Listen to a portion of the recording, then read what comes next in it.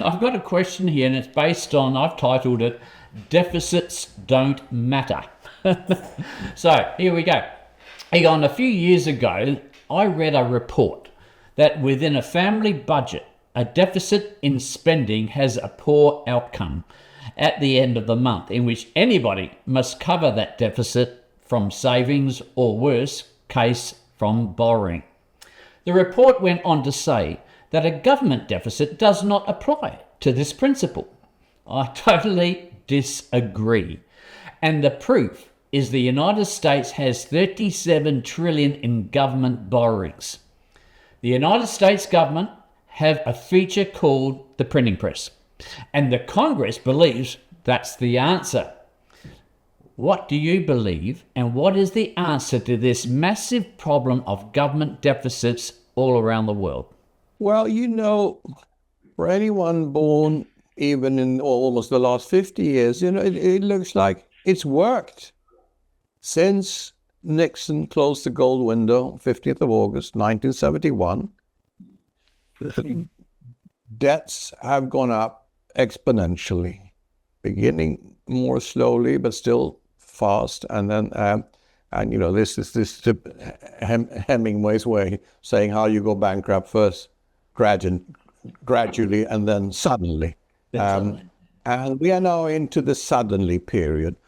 But during the whole of this period since 71, I mean, that is all based on debt. The whole consumer markets in the Western world, it's all debt-based. So therefore, young generation today and politicians, they know nothing else. They believe it works. And it does work, apparently, because people have gone from having a very modest living standard now to having at least 2 cars, if not more, and they're having all the gadgets, the televisions, and iPhones and iPads or whatever they have.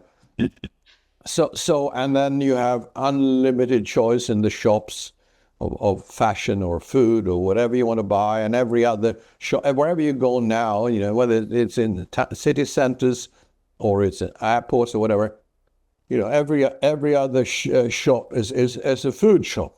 So people are eating and eating and eating and drinking, and we're all getting fatter on top of that. So it's unhealthy also. So the print, it looks like it works, the printing press, but what people don't realize is that the end of an era takes longer than you think, because you're talking about sometimes very big cycles. And this world has skillfully, that we have lived in now for the last number of decades, and that this world has experienced that we've had an illusory increase in the standard of living, which is not based on actually the increase in real wealth. It's only increase in debt. But people don't quite see the difference. People don't understand that, when I was young, it was something special if you could buy a car in those days. And I didn't have my family didn't have a television until I was 16 or something. And we weren't poor. We had a good standard of living, but it's just that, and of course the housewife always was a housewife, looked after the children. And now 2 people work and borrow more and more money and more debts. Husband and wife works. They can't make ends meet, so they have to just borrow more. But they demand all of these things, of traveling, all the gear that you need to have, etc., etc. So it's a very sick world now, and unethical, with just based on the golden calf, that is on money and material things. Mm. And that will come to an end also, of course, with the rest. And people don't realize that these debt bubbles grow, which it has done. And central banks have been very clever. As I said, since 2007-8, I thought it would collapse then, and we were minutes or hours away from collapsing. But a massive central bank package from around the world postpone the real disaster again. So 2007-9 became a rehearsal, and we're still waiting for the real disaster to come. And I think is going to happen in the next few years, and we are there. And people will realize that the printing press actually is only printing worthless pieces of paper that have no value, and therefore you cannot build a world on illusory money and massive debt that no one will ever repay. So it's so clear. It's just has been so fascinating to watch how long this has lasted, and that it was possible to actually extend it to the period that central banks have done. But, gold is telling us the story. Gold is telling us that this money is becoming more and more worthless, and therefore gold is just reflecting that the purchasing power is collapsing faster than ever now. And at some point, you take the U.S. debt, you take U.S. Property debt, for example, you take U.S. student debt, U.S. car loans. No one's ever going to repay that. There'll be a point soon when they're going to pay the interest rates, and interest rates are going to go up, whatever people say. I was very clear that 2020-21 rates bottomed after a 40-year fall in the U.S. And therefore also the rest of the Western world. Rates bottomed, and rates are not. The Fed is not going to be in control anymore of rates.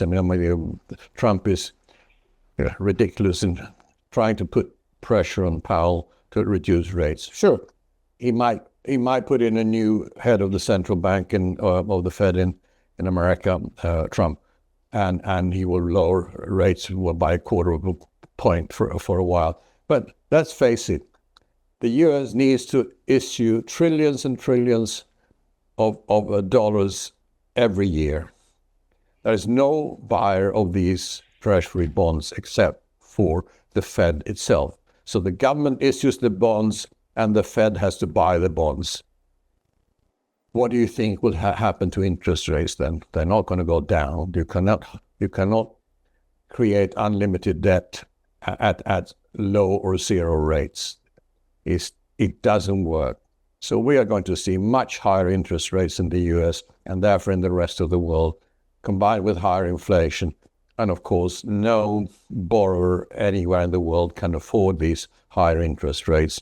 So therefore, you will see defaults in the banks, and eventually by governments also. But of course, governments never default. They just print more money. But that money that they print is worthless. So that is a way of default also. So that's what we're going to see. I've learned one thing, that things take longer than you believe, and it's not enough that you see it and you see the risk. But if you are at the end of an era, the end of an era doesn't happen overnight, but it is happening in front of our eyes now, and it's going to be extremely interesting, as I said before, from an intellectual point of view to watch this. But from a human point of view, it will be horrible, because there won't be any pensions, there won't be any social security, there'll be a lack of food, and people will not be able to afford their housing with mortgages up to 90, 100%, and interest rates at probably at least 15% or maybe more, maybe 20. I mean, I paid 21% on my first mortgage in England in 1973.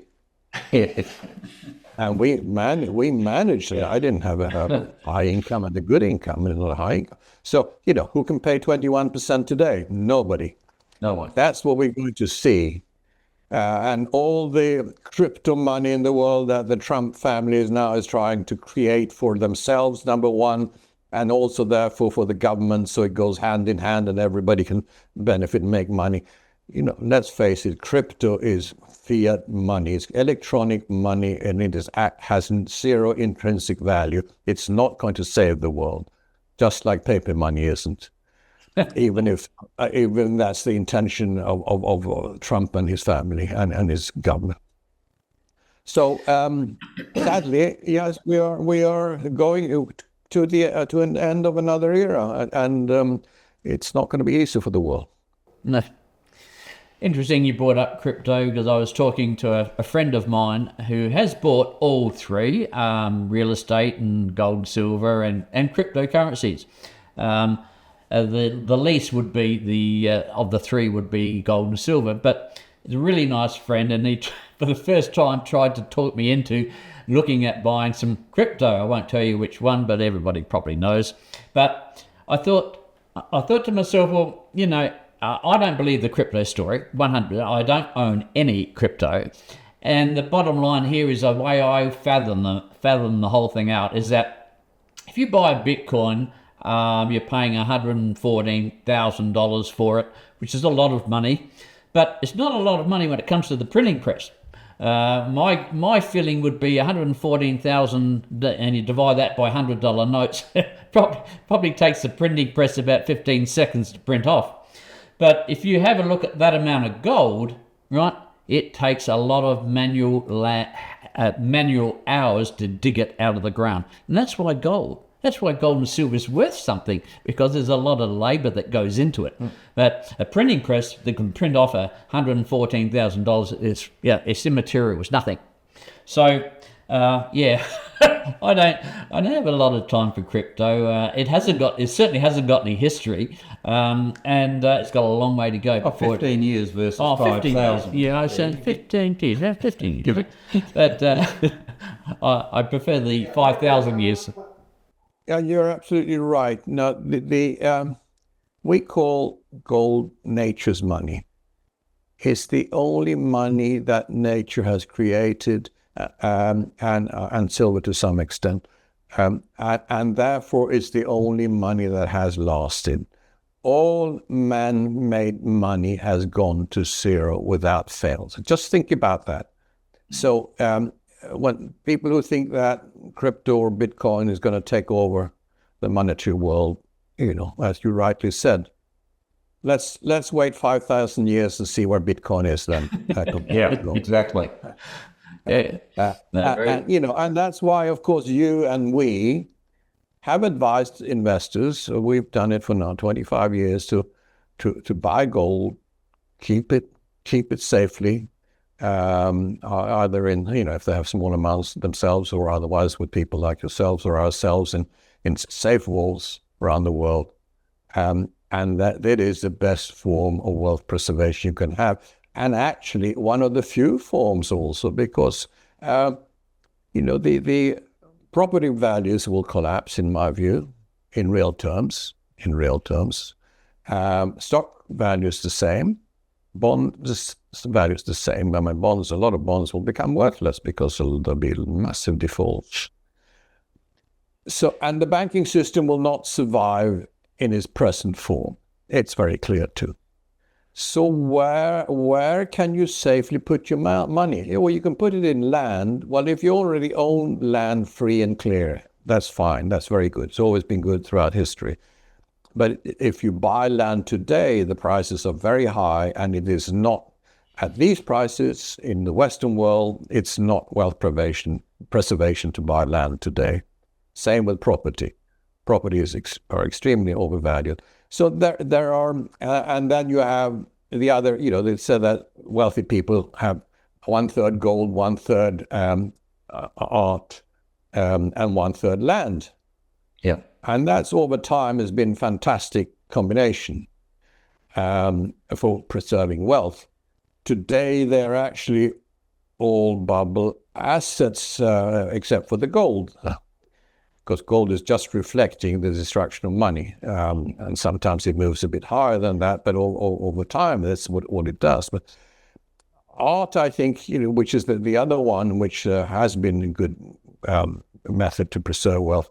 You talk about real art. I think that also, because all the money in the world and a lot of rich people, art is now also overvalued. So I wouldn't buy art today either for wealth preservation, because the wealthy people are also going to get poorer. When stock markets come down by 75 to 95%, bond markets likewise, and property market maybe 50 to 75%, if not more, then that is not wealth preservation, and therefore the only thing you have left then is gold and some silver. And I think that is a way that if people have any savings, whether it's only a few $100s, you can buy silver, or if you have thousands or millions, you buy primarily gold and some silver. But if people, we've seen a rise since we entered the market for ourselves and our investors almost 25 years ago. We've seen a rise of 11, 12, 13 times, depending on the currency. This is Western currencies. And I think that's just the beginning. And again, I'm not looking at, any investor in gold or silver will have proper wealth appreciation in coming years. But you're buying it not primarily for wealth enhancement, but you're buying it for wealth preservation. So you actually, with these two factors, enhancement and wealth preservation, is just the most superb investment as wealth as insurance in coming years, in our view. So it doesn't matter if you can't afford big amounts. Just buy a little bit of silver, buy a little bit of gold if you can afford it, and put it away. That's what's going to help you when the real problems come. If people in Venezuela had done that, for example, 25 years ago, that would have been a real lifesaver and insurance for them. But most people didn't, of course. Yeah, the simplicity of it all, really, isn't it? Gold and silver is 5,000 years of history. You just put a little bit away each day, each week, each month, and if you've done that for some period of time. If you haven't done it for some period of time, just get your boots on and just start putting a lot more than 5% in, because you're going to regret it if you don't.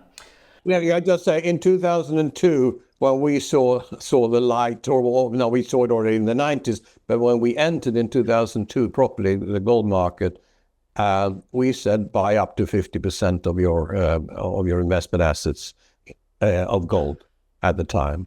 So and now we would say more than that. We're of course extreme from that point of view, but it's been the right decision. It's been the right, and it's such an easy decision, as you say. It's such an easy decision.